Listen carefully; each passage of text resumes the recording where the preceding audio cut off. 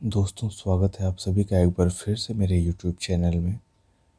आज के वीडियो में हम सीखेंगे प्लास्टर में सीमेंट और सैंड की क्वांटिटी कैसे निकालते हैं। पिछली वीडियो में हमने सीखा था प्लास्टर की क्वांटिटी ड्राइंग से हम कैसे निकालते हैं, और आज की वीडियो में हम सीखेंगे कि प्लास्टर की क्वांटिटी निकलने के बाद उसमें से हम सीमेंट और सैंड की क्वांटिटी कैसे निकालेंगे।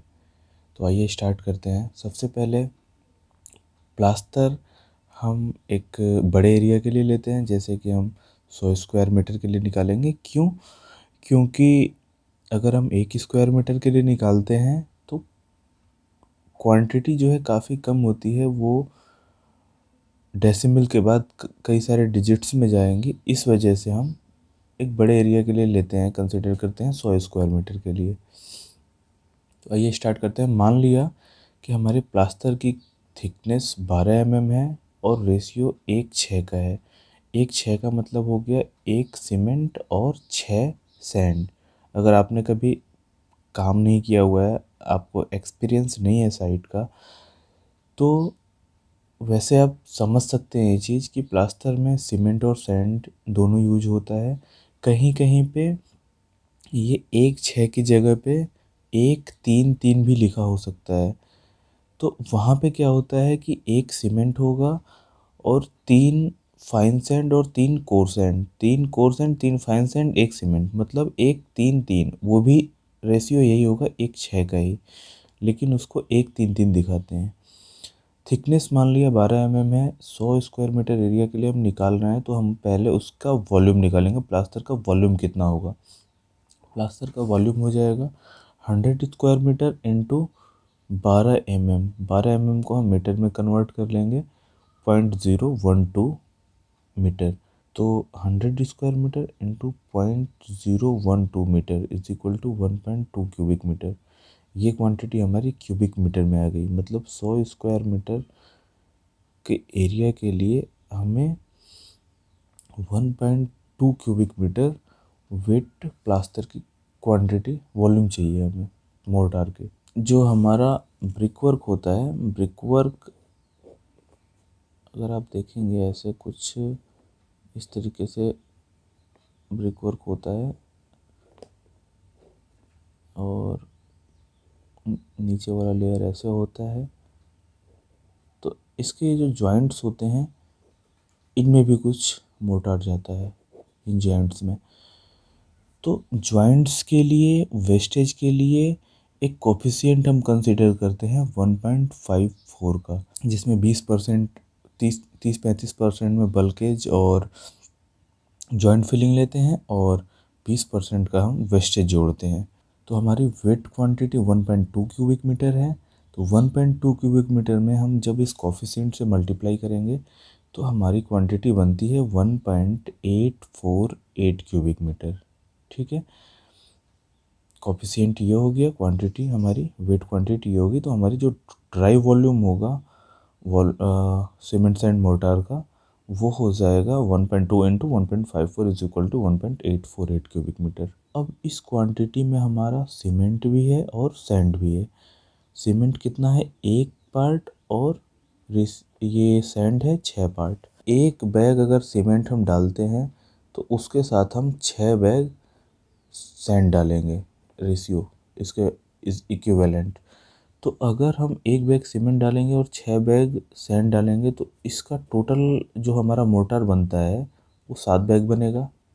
मतलब कहने का मतलब ये है कि अगर हम एक पार्ट सीमेंट लेते हैं, 6 पार्ट सैंड लेते हैं, तो हमारे टोटल जो पार्ट्स होते हैं 7 पार्ट होंगे। तो 7 पार्ट में से एक पार्ट हमारा सीमेंट और 6 पार्ट सैंड है। तो हम ऐसे ही निकालेंगे। देखिए, if cement sand ratio is 1:6 means एक 1 part of cement plus 6 part of sand, मतलब टोटल जो है वो 7 पार्ट्स हो गए। अब इसमें से अब ये जो क्वांटिटी है ये 7 पार्ट्स की क्वांटिटी है, क्योंकि 1:6 का रेशियो है। तो हम क्या करेंगे, इसको 7 से डिवाइड करेंगे। अब यहाँ पे आते हैं हम। सीमेंट जो हमारी रिक्वायर्ड सीमेंट की क्वांटिटी होगी वो होगी दिस क्वांटिटी डिवाइडेड बाय 7। अब 7 से डिवाइड कर दिया, हमारा एक पार्ट आ गया। एक पार्ट की क्वांटिटी और सीमेंट हमारा इसमें कितना है, एक पार्ट ही है। अगर मान लिया कि ये 2:6 होता, 1:6 की जगह रेशियो, तो 2:6 होता तो हम यहाँ पे क्या करते, 2:6 हो जाता 8, तो 8 से डिवाइड करने के बाद, 8 से डिवाइड करने के बाद हम यहाँ 2 से मल्टीप्लाई करते।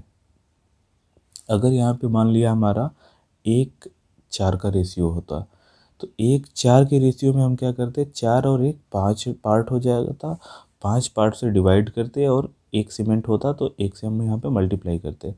ठीक है, तो टोटल क्वांटिटी हमारी ये हो गई। इसको 7 पार्ट्स जो है उसे डिवाइड किया, मल्टीप्लाई 1 से किया, एक पार्ट सीमेंट है तो ये हमारी क्वांटिटी निकल के आई 0.264 क्यूबिक मीटर।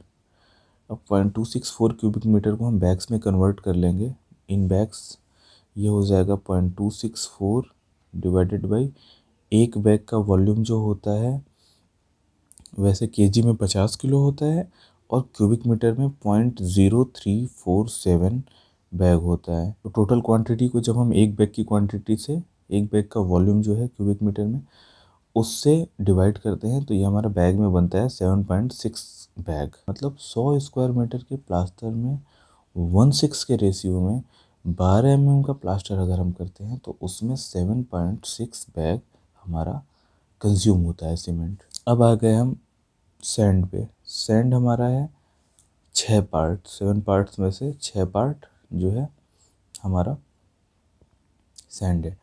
तो 1.848 हमारी क्वांटिटी थी, 7 से डिवाइड किया और इसका 6 पार्ट, ये एक पार्ट की वैल्यूम आ गई, एक पार्ट का वैल्यूम हो गया और 6 पार्ट है टोटल, तो 6 पार्ट से हम डिवाइड करें, मल्टीप्लाई करेंगे तो ये क्वांटिटी हमारी हो गई 1.584 क्यूबिक मीटर।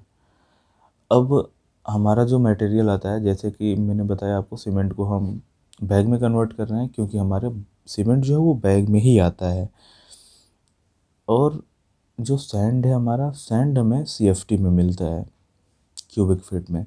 तो हम इस क्वांटिटी को क्यूबिक फीट में कन्वर्ट कर लेंगे। क्यूबिक फीट में हमारा ये हो जाएगा 35.315 से हम मल्टीप्लाई कर लेंगे इस क्वांटिटी में, तो ये क्वांटिटी हमारी बन रही है 55.94, मतलब 56 CFT बन रही है। अब मान लिया कि ये जो रेशियो है ये 1:3:3 का होता, क्योंकि जनरली आज के समय में जहाँ भी प्लास्टर किया जाता है 1:3:3 के रेशियो में मिलता है, 1:6 के रेशियो नहीं होता है। तो जब 1:3:3 का रेशियो होगा तो वो कुछ इस तरीके से लिखा जाता है, और इसमें 1 सीमेंट हो गया, 3 कोर्स सैंड हो गया और 3 फाइन सैंड हो गया। तो जब ये 6 पार्ट था, ये भी टोटल सैंड 6 पार्ट है, तो इसमें क्या होगा, जैसे 56 CFT अगर ये आया सैंड, तो इसमें से इसका आधा, जैसे 28 CFT हमारा कोर्स सैंड हो जाएगा, 28 CFT हमारा फाइन सैंड हो जाएगा। तो इस तरीके से हम किसी भी रेशियो के लिए, किसी भी थिकनेस के लिए हम निकाल सकते हैं। अगर एक्सटर्नल प्लास्टर है तो वो 2 कोट में होता है, तो दोनों कोट का, पहले इंटरनल कोट का उसके बाद एक्सटर्नल कोट का हम लेते हैं। जैसे कि मान लिया हमारा 2 कोट का प्लास्टर है, जिसमें से पहला 12 mm है और दूसरा 6 mm है। तो एक कोर्स सैंड का कोट होता है, एक फाइन सैंड का होता है, इसमें मिक्स नहीं करते। एक इंटरनल कोट कोर्स सैंड और एक्सटर्नल कोट फाइन सैंड का ही होता है।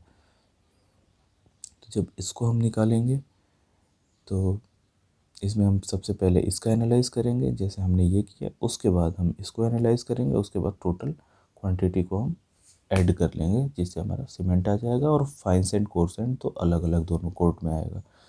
तो इस तरीके से हम किसी भी प्लास्टर की किसी भी थिकनेस और किसी भी रेशियो की हम क्वांटिटी निकाल सकते हैं। अब ये जो क्वांटिटी हमने निकाला है, ये 56 CFT और 7.6 बैग, ये है हमारा 100 स्क्वायर मीटर के लिए। तो हम इसको 1 स्क्वायर मीटर के लिए भी देख लेते हैं कितना आएगा। तो हमने यहाँ पे 1 स्क्वायर मीटर के लिए कन्वर्ट कर दिया सीमेंट को, 7.6 bag divided by 100 square metre, ये 0.076 बैग आ गया।